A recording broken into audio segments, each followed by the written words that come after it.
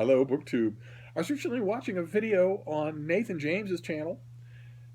I know, what can I say? I lost a bet. But he did something called September Favorites, where he just looks back on the month of September, breaks down a few categories, and tells you things that he really liked, his favorites. And I wanted to do the same. I don't know.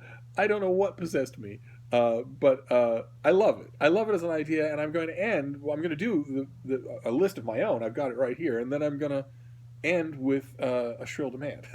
This is my way. So the first category is food. Now, ordinarily, I would say in any given month, I didn't have a favorite for food. I realize I haven't talked much about food on this channel, but I have what could generously be called an unsophisticated palate. I don't care about what I eat. I care about how much I eat. I don't care if a food is stale or if the meat is going gamey or anything like that. I care only that there's 10 pounds of it for me to eat in one sitting. That's all. So I ordinarily would have passed on the category of food, but I recently got a package in the mail, and it included fudge, boardwalk fudge, absolutely delicious fudge. So I actually have a candidate for this category. My favorite food in September was that box of fudge, which was gone in about 3 minutes, and which was heaven. The next category, of course, is books, and I can't. As I do this all the time, and I can't possibly do a single favorite book for the whole month of September. But so I'm going to break it down into fiction and nonfiction. And for fiction, I'm going to stretch the envelope a little and say mythology. And the thing I'm going to choose is this thing here, this gorgeous 75th anniversary edition of Edith Hamilton's Mythology, in which she retells all the famous Greek and Roman myths and ends up with a little bit of Norse myths. And this edition has new color photos or color paintings by Jim Tierney, and it's just an absolute treat to see one of my favorite books in such a gorgeous reprint edition. So that's going to count as fiction, even though I know there are over 30 novelists who watch this channel now, and they're all going to be howling because I gave my favorite spot to a woman who's been dead for years, and it's not even a novel, but nevertheless. And then for nonfiction, it's Tudor history. It's The Burning Time. I can't remember if we've seen this on this channel before or not. It's by Virginia Rounding, and it's her study of the religious persecutions of Protestants that took place a little bit under Henry VIII, a lot under Queen Mary, his daughter, and a lot under his son, King Edward. And when I first, read a bit of it and read about it, I thought, well, okay, I pretty much know what you're going to do here, but there hasn't been a narrative history of religious persecution in the Tudor era for the popular audience in a while, so I'll read, and the book is much more than that. I should hold it up, shouldn't I? Oh, God. Watching SFF 180 forever, I still don't have it down. The book is much more than that. It's much better than that. This author digs into depositions and Fox's Book of Martyrs and reconstitutes what a lot of these people said when they were in front of their kangaroo courts. And it's harrowing, absolutely harrowing. And she doesn't shy away either from the full gory grotesqueness of what it was like to die, to be burned to death at the stake. It just and also she includes personal elements about the essential question of the book is what does it take to be willing to die for a religious belief, and also what does it take to be willing to kill someone for a religious belief? And as she points out, those questions are very active in the 21st century.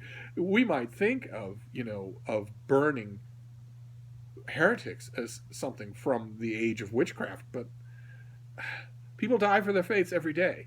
It's just the faiths have shifted, but the whatever the answer to those two questions are is very much in play, and I like that. I wasn't expecting that. It's a tremendous book.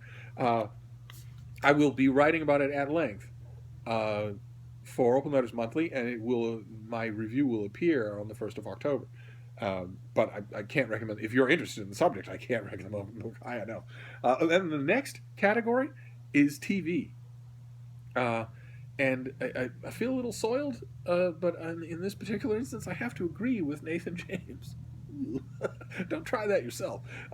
He singled out Netflix's American Vandal, and if you haven't seen it, you really need to, because he's right. It's absolutely wonderful.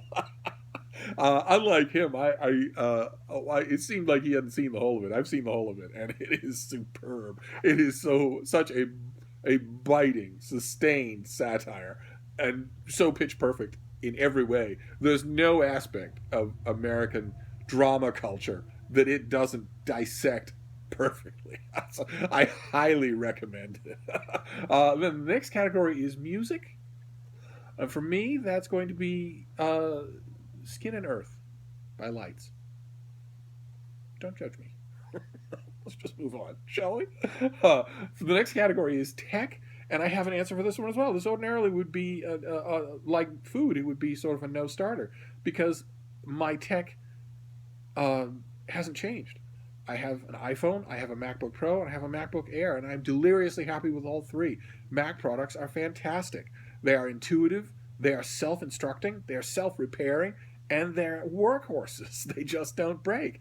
I spent $100 on Amazon about 2 or 3 months ago. I spent $100 to buy a factory refurbished 6 or 7 year old MacBook. And so, you look at it, 6 or 7 years doesn't seem long to me, but you look at it and it looks like a historical artifact. I booted it up. It works just perfectly. I stripped off all the junk from it. I installed all the new updates. I installed a few new apps and programs. It works just fine. It could easily be my primary computer, and it's almost 10 years old.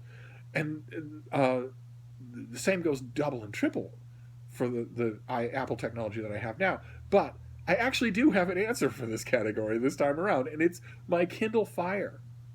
I got an Amazon Kindle Fire. There's a version that they do that's $50, dirt cheap, for a full color touch tablet, not a tabloid. Touch tabloids we'll leave to Nathan James. Okay, I don't want to know. The Amazon Fire is a fully functional, mini tablet. And I got it from Amazon. They turn it around really quick. It comes to you in a cardboard container. It's no frills to keep the cost down.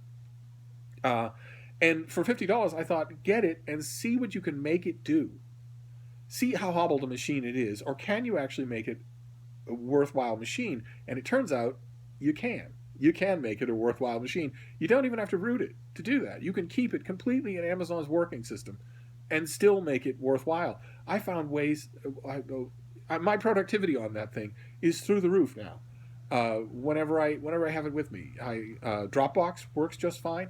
All sorts of writing programs work just fine. All sorts of note-taking programs work just fine.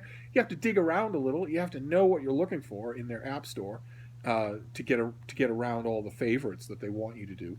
But it's an amazingly functional machine, and that's keeping the Amazon skin on it. If you got rid of that, God knows what you could do. And it's probably very easy to get rid of that, because it would have to be, because Amazon is doing it cheaply. They're making these things very cheap, which means that they didn't invest in an operating system that was expensive to install. So it's probably very easy to remove. But I'm not going to bother to do that, because I'm more and more happy with my Amazon Fire the more I fiddle with it. So that's tech. And then the next category is film, and I have to give two. The first one being something I mentioned on this channel before, Judi Dench in Victoria and Abdul, a historical movie about the last friendship that Queen Victoria had late in her life, the end of her life, and the end of her enormous reign, where she takes on a house servant who in his day and for a long afterwards was somewhat mockingly called the Munshi, but his name was Abdul. And it's an amazing movie. The movie's incredible. The trailer was incredible. The movie is even better. The movie has wonderful quiet moments in it, whereas the trailer is all loud moments. But I loved it. I absolutely loved it. And the other movie that I can't not recommend, I can't let it go, is Kingsman: The Golden Circle, which is wonderful, just wonderful. It pained me to watch the first one because the lead star, the kid, the 20-year-old lead star, uh, is just just such an enormous tobacco addict. I mean, it takes a lot for tobacco addiction at that age to be so obviously painfully visible. The kid from Mr. Robot is a perfect example, but this kid too. It's painful to watch the Kingsman movies and know beyond a shadow of a doubt that he is not going to live to make four of these. Or if he does, he certainly, you won't ever see him doing any kind of action, even walking. But still, my weird obsession with that, notwithstanding, the movie's a hoot, just a hoot. Everybody in it seems to be having a ball, and it's also made to entertain, which is, no small thing. So those are the two that I want to recommend: Victoria and Abdul and Kingsman: The Golden Circle. Both of them will please you. And then there was a final category in Nathan James's video. He held up a mug, an extra-sized mug. He held it against his face. It might be a British thing. Is it a British category here? Your favorite British thing from September? Or, well, he also seemed inordinately happy about going to a Bed Bath and Beyond type place and getting a mug. So maybe this category is the super duper gay category. I don't know, one way or another. I don't think I have anything to fill the final category because I'm not sure what it is. but those are my answers for the rest of them. And if I remember correctly, I will put them all down below, just so that you know the warp, woof, and weave of my September. And this does not preclude my September wrap up for books, and it does not preclude my October picks either. It's just an extra thing. But I want to finish with a shrill demand, and that is I want everybody on BookTube to start doing September favorites on these categories. I want everybody to do it because I'm nosy about all of your lives, except his. So when you see this video, the categories are food, books, TV, music, tech, film, and super duper gay. I want you to make a video. It won't take any time at all. I want answers from everybody to these things. And that's it for now. I will see you soon. Thank you, BookTube.